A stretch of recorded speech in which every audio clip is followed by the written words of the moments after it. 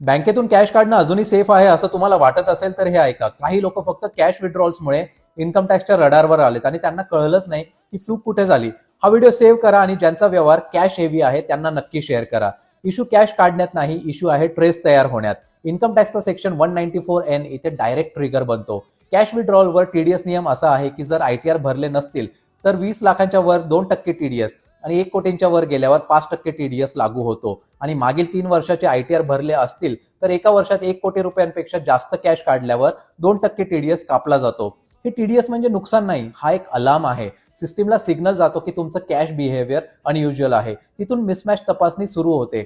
Declared income किती आणि cash usage किती, गॅप दिसला की स्क्रुटिनी ऑलमोस्ट निश्चित असते. बिझनेस ओनर्स विचार करतात माझा बिझनेस कॅशवर चालतो, पण आजच्या डेटा ट्रॅकिंग मध्ये हा पॅटर्न डायरेक्ट रेड फ्लॅग आहे. तुम्ही किती विक्री दाखवतात, किती कॅश फिरवतात, यात फरक दिसला की प्रश्न येतात.